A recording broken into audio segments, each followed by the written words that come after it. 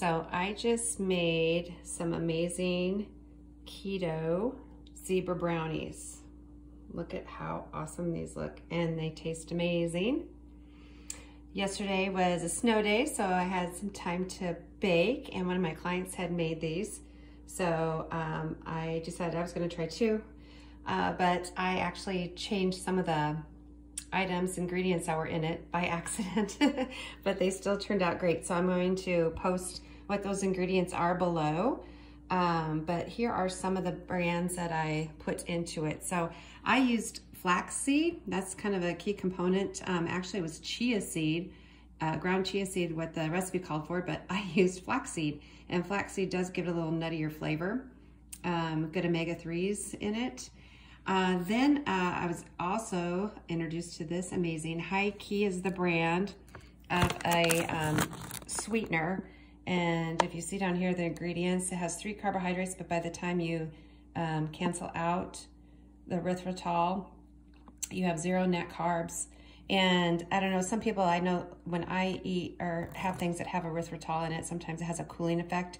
And with this combination of it, does not. And you don't have to mix, like some recipe calls for, you know, your erythritol, your monk fruit, different things like that. This has it already put together. Keto friendly, 0 carbs, no glycemic. And this is what's made kosher as well. And it measures just like sugar, 1-to-1 ratio, okay? Then I used dark cocoa in it. The Lily's chocolate chips, no sugar added. These are amazing. And then also used almond flour. And then in the cream cheese mixture, when I made it up, it seemed a little runny. And so I put a couple tablespoons of coconut flour in it, and it thickened up nice. And when I made this, I actually put it in an 8x8 glass baking dish and lined it with parchment paper that it hung over the sides. And so it was easy after it was baked and cooled for a little bit to pull it right out. Instead of blobbing the cream cheese mixture on top, I actually just spread it all on top, and then I used a knife and really dredged it in and tried to see where, as you can see, some of that brownie part came out. It bakes at 350 for 45 minutes, and these taste best when they are completely cooled, not warm like sometimes warm brownies do. But I tell you what, for a good little treat. Just to give you the macros real quick on these.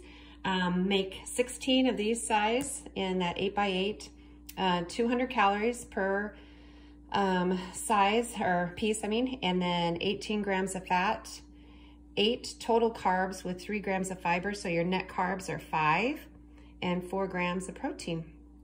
But I thought I'd just kind of show this.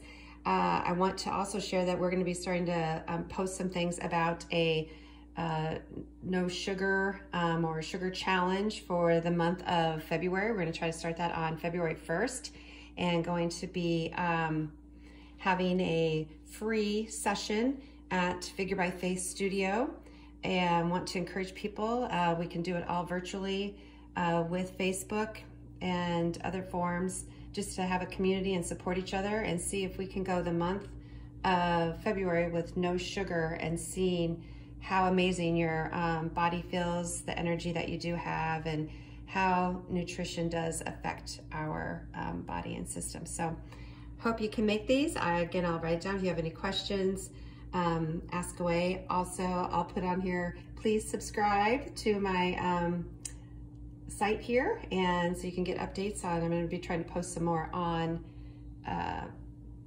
YouTube and things like that. So thanks so much. Enjoy.